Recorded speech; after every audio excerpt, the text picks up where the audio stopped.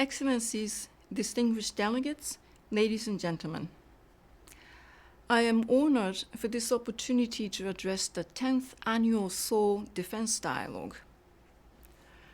This milestone session is doubly auspicious as we marked on 17th of September the 30th anniversary of the Democratic People's Republic of Korea and the Republic of Korea's admission to membership in the United Nations. We applaud the efforts of the Republic of Korea over these past decades to achieve international peace and security, both on the Korean Peninsula and globally, as a key member state of the United Nations. I hope that the upcoming 30th anniversary will create new impetus for dialogue and cooperation between the two Koreas. In no other region is arms control so connected to achieving and maintaining peace as it is in Northeast Asia. The situation on the Korean Peninsula is central to this.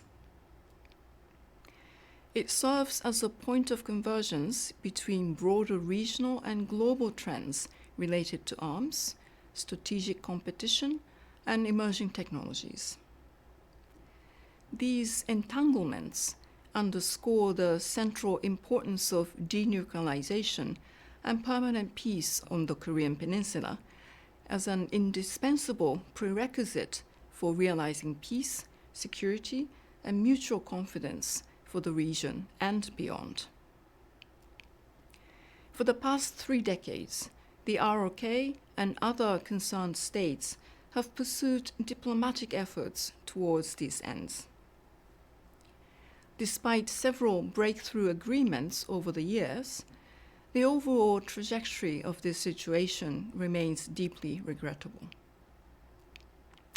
Yet, it remains clear that direct diplomacy amongst key parties concerned is the only effective path forward. Past agreements continue to serve as a baseline for longer-term outcomes and possible immediate actions. They must continue to be honored and fully implemented. All gains that have been made in the meantime should be preserved. In this connection, the Inter-Korean Summit at Panmunjom in 2018 re-established important confidence and security-building measures aimed at reducing tensions and facilitating conditions for peace, prosperity, and reunification. The 2018 Singapore Summit reconfirmed the commitment of the DPRK and the United States to achieve the complete denuclearization of the Korean Peninsula, as well as the establishment of a lasting and stable peace regime. The DPRK declared and to this date has upheld a moratorium on further nuclear tests or launches of intercontinental ballistic missiles. The recent reopening of the communications hotlines between the two Koreas was an encouraging sign. I hope these outcomes lead to deeper engagement on restoring and maintaining confidence and security-building measures. I also hope it preserves an atmosphere conducive for resumption of sustained and outcome-oriented dialogue, including at expert level, aimed at agreeing to practical and reciprocal actions on denuclearization and peace.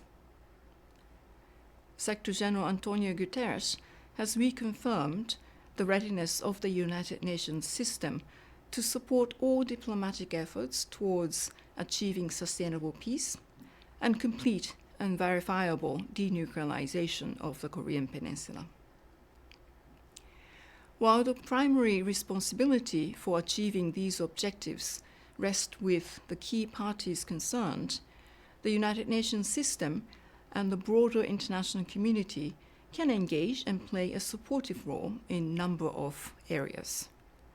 First, it remains crucial to support efforts to improve strategic relations amongst the nuclear weapon states and to seek progress in further reductions of strategic arms.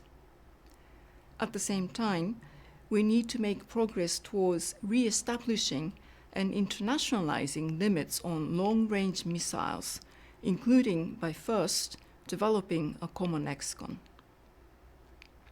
Second, the United Nations system can provide technical and political support if requested by the parties concerned, including in the areas of verification, confidence building measures, and by offering channels of communication. Third, we need to support additional steps in the area of non-proliferation. Declared moratoriums on nuclear testing need to be made permanent. We also need to work to ensure the full and universal implementation of instruments aimed at preventing the proliferation of weapons of mass destruction and their means of delivery to non-state actors. I think it is clear that the international community both has a stake and a role to play in supporting in efforts to advance peace and denuclearization of the Korean Peninsula. Dialogue like this can serve as an important forum for taking stock and generating new ideas.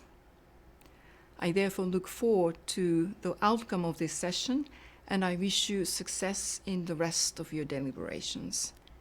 I thank you very much for your attention.